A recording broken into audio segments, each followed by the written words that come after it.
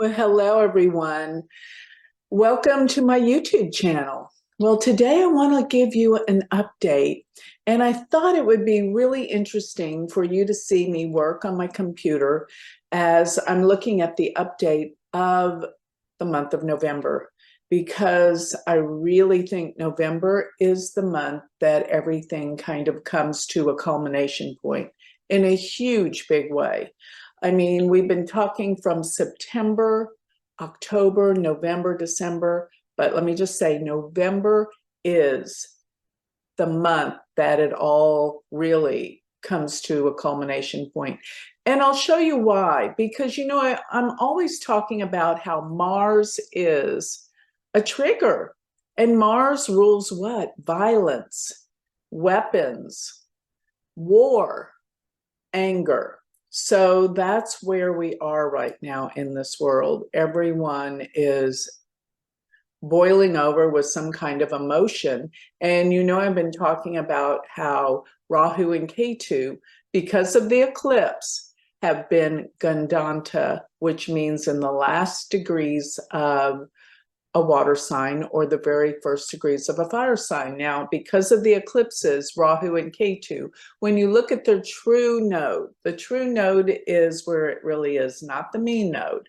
So if you look at the true node, they stand still during times of eclipses for about 3 months. So looking at this, Ketu has been at 0 degrees of Libra, and Rahu has been at 0 degrees of Aries, so it's Gandanta.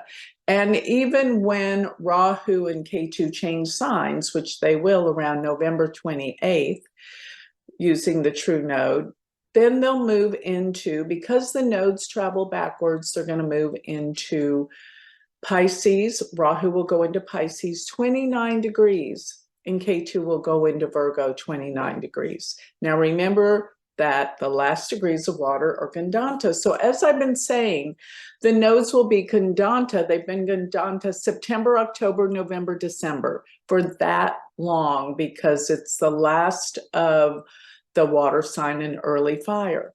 So aside from that, what does Gandanta mean? It means things are out of control. And as you can well see, things are out of control, and it's dealing with emotion and anger, because really Rahu right now is in the sign of Aries, which is ruled by Mars.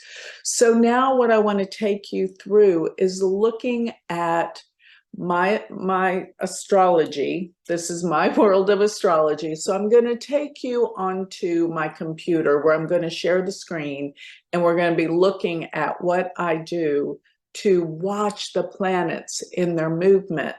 And I will show you why I'm predicting such turmoil in the month of November. So with that, let me start to share my screen.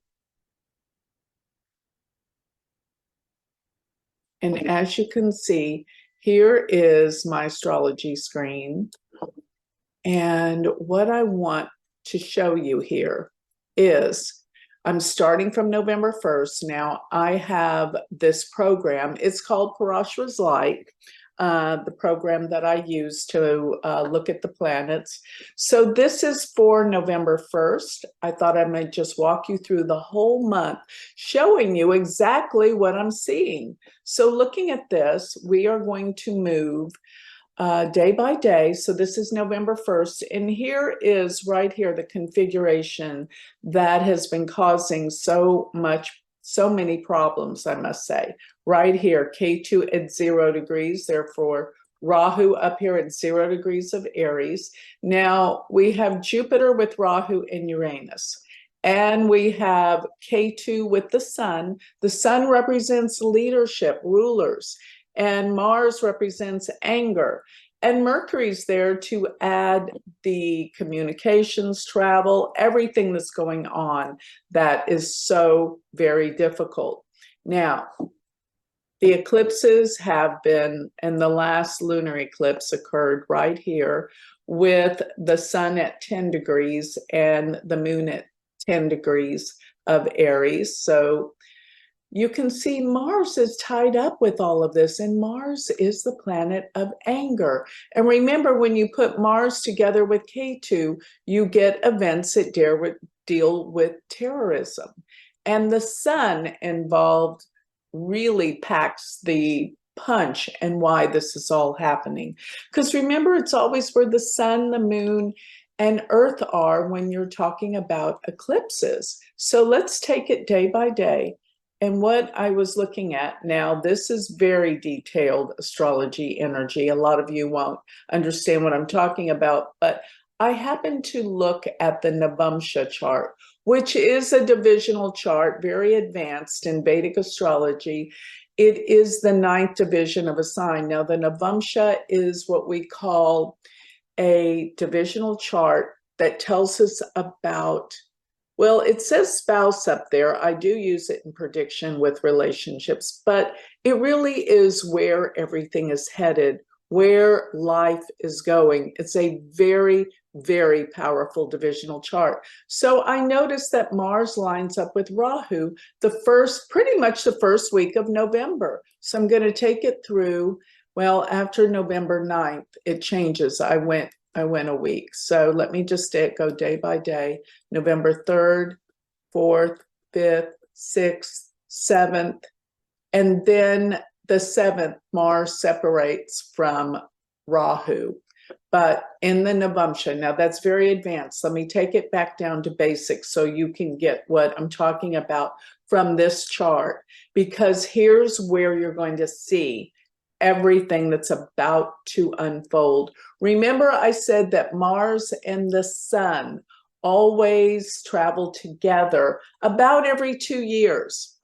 And so this isn't rare, but it heats things up when they do. Every time, every 2 years. But the portion of the zodiac that they're in is what's crucial, being in Libra, where the eclipses are falling. And then once the Mars and Sun go into Scorpio, that's where we're going to start seeing the changes that are going to make such a difference in the breakout of things. So looking at this, let's go to November 12th. This is where it's all going to start getting really heated up. So I'm moving it right here to November 12th. And then we're getting the sun and Mars closer together. And what we have here on the 12th is a new moon.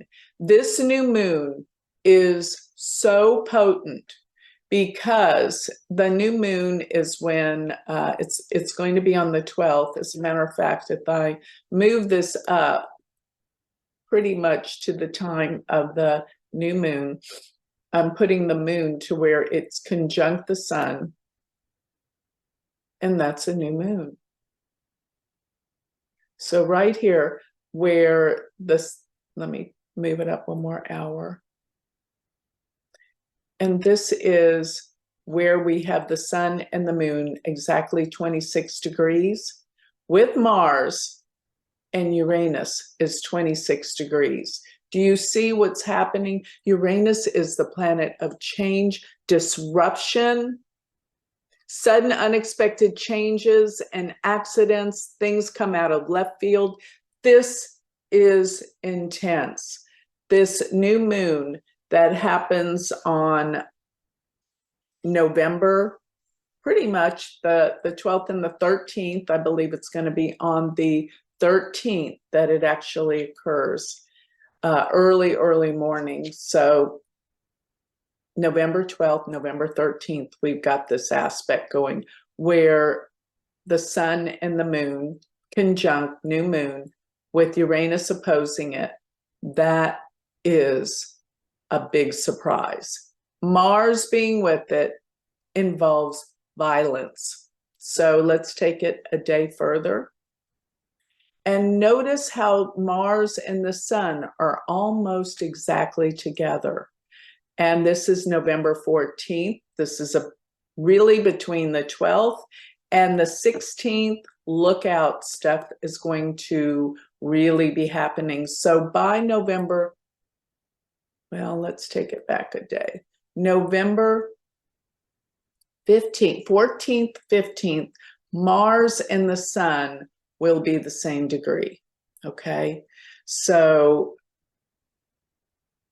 Mars actually just crossed over the Sun. If we take it a day back, well, no, the Sun is going to cross over Mars. So watch this. If I take it to November 16th, Mars and the Sun will be 0 degrees. Let me take it a few hours ahead. 0 degrees of Scorpio. There you go. No, around 3 p.m., 0 degrees of Scorpio, both Sun and Mars. Let me show you something else really quick here. Here is Israel's chart. The Sun is at 0 degrees of Taurus. And that the transiting planets show you that they will be exactly opposed Israel's Sun. So something huge will be happening around this time. Now, remember, I always tell everyone that it's not necessarily the exact day, but it's around that time that things happen. I guarantee you, around November 14th through the 16th, look out. Then let me move day by day, because there's one thing after another. See, the Sun and Mars are going to stay in conjunction in Scorpio. Mars in Scorpio is extremely, extremely violent. It rules Scorpio. It is passionate. It's direct. It is full of emotion. So much deep, dark, hidden emotion explodes. Let me just say this. And then moving it forward, then they're going to be 2 degrees and then 3 degrees. Then by the 19th, they're going to pretty much start to separate by a degree. But that degree, I mean, really and truly, planets take effect in aspects that are in a 3-degree orb. So the next thing that I'm looking at is November 20th. Let's take it to one more day. And by November 20th, Saturn will be conjunct the moon. And this is depressing. This is heavy. And Saturn is still standing still at 6-7 degrees of Aquarius. This is not a good place for Israel, for all the different countries. Look at Israel. Mars, natal Mars, sits at 5 degrees of Leo, while Saturn is 6 degrees of Aquarius, with the moon is going to be aspecting Israel's natal Mars. Okay, going back here. As we look at the Saturn moon conjunction, Mars is squared it.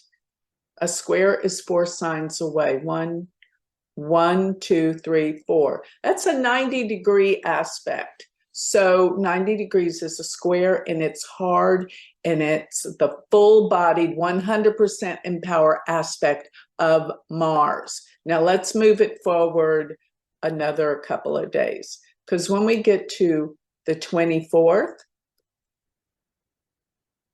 and really all between these days, we have Mars come up to 6 degrees, where it is in a square to then Saturn at 6 degrees exact. This is tough because Saturn's full aspect, that is 100% in power, is the square, and it means it's 10 signs away, but Mars mutually aspects Saturn, which is 4 signs away. So they're both essentially squaring each other. Full-bodied aspect, Saturn, Mars. What is Saturn, Mars? Saturn is ending. Saturn is death. Saturn is delays, obstacles, major problems, and Mars is violence and war. So that's why I'm saying this is a critical time. And then moving it forward a little bit more. Oh, one more thing I wanted to go back with Saturn, with the Saturn-Mars aspect, the sun is there too. So Saturn is basically squaring the sun at the same time. They're within a 3-degree range, Mars and the sun. And we also have the moon with Rahu. The moon is crossing over Rahu. This is a critical time in history. So moving it forward just a little bit more, I'm going to move it to December 1st, because here we have the sun will be conjunct Antares, which is the star of war. I'm not too concerned about that, simply because this happens every year at the same time, the sun's movement. But let's move it forward to where Mars will be by December 7th and 8th. Mars will be conjunct the fixed star Antares, star of war. It sits at 16 degrees of Scorpio. So here we have Mars there. And one more thing I'm going to move it forward to is December, let's see, when we have Mars, it's going to be the full moon. Mars will be Gandanta. Let's look at that. Right there on December 26th, 29 degrees of Scorpio. And by the way, 29 degrees of Scorpio, remember it's the last degree of a water sign. That is the tail of the scorpion, and it deals with poisoning, to say the least. So this is very dangerous, out of control behavior. And then one day forward, we have Mars in Mula, in Sagittarius over here with Mercury. And by the way, Mercury is going retrograde around the second week of December. So we've got another host of problems. But this, to me, in here, it's dangerous, yes. I don't think it's as bad as November.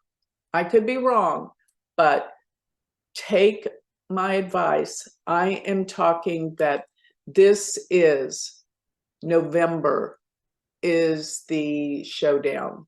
This is it. Anger, violence, war will plague the Middle East like never before, and maybe other places too.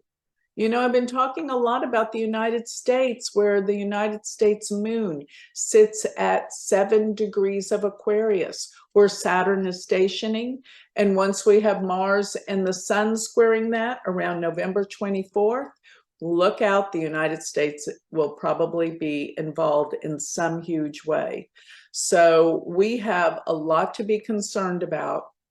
And this is my update. I thought I might do it showing you how I work in my computer, looking at all the planets, watching their movements. It's not just a flat out date that something stands still, but you've got to watch the planets' movements. This is true astrology. And watching the charts of countries and leaders. There's so much to be said. There's so much to see. But I want to give this warning out. Hopefully, this can help someone in some way. That's why I love doing astrology, because it helps so many people. So with that, I'll close. But remember, if you want exclusive information about all of this, go to my Patreon page, because in Patreon, I give stuff that I don't give here on YouTube. And it is something I'm very proud to do. And you will become like my student. You'll become close to me in a community where you're going to get firsthand knowledge from me through my Patreon page. So go to my Patreon page, sign up. You will love it. And remember, we are all in this together, and I'm here to help you. So with that, thank you for watching.